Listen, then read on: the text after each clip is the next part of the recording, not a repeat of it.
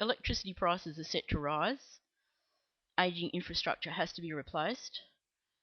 Carbon emissions have a large negative economic impact in the medium to long term, and yet the economics of adding a large number of renewable generators to the grid appears uninviting in the short term in terms of cost of infrastructure. A price on carbon can provide the short-term economic incentive required for renewable generation to thrive. New renewable generation technology, after all, is capable of baseload power generation. Current ICT technology, that is information technology, can enable near real-time carbon pricing. Once there's a carbon price, application of carbon emission algorithms to electricity generation can provide a few benefits. One is revenue, and another is a competitive edge.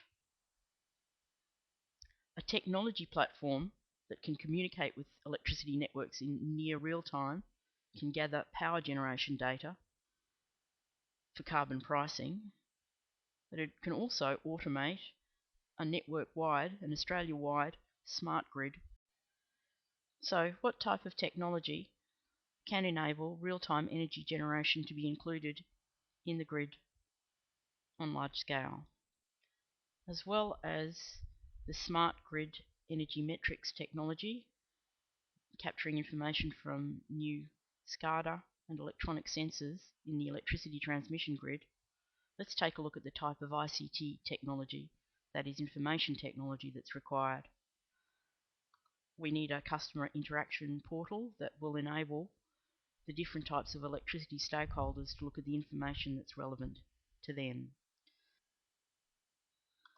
The technology required to facilitate a real-time energy exchange is all about data distribution, that is, real-time distribution of data across the electricity grid. Let's take a look in more detail at the type of energy data that can be collected and used. Energy generation data on a generator unit basis, can provide central access to generation schedules, bids, customer agreements, and startup information.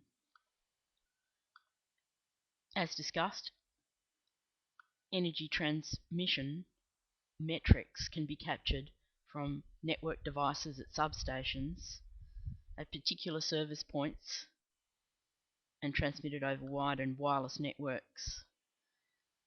This information can be aggregated and displayed geospatially, that is, on maps by location. Demand management requires the aggregation of consumer metered information as peak and off-peak energy,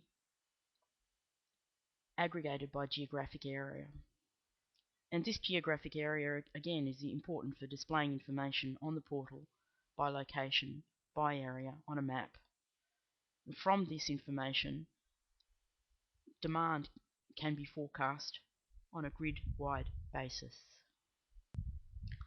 An energy market with spot pricing, facilitating energy transactions based on market bids, is also a capability of distributed data technology. And last but not least, carbon pricing. To the market data can be applied carbon credits or discounts, depending on whatever carbon pricing mechanism is mandated.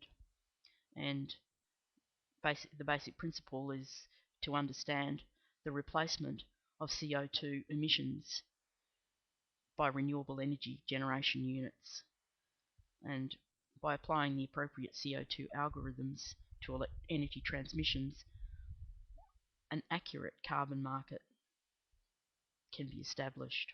And this is technology that is in demand internationally.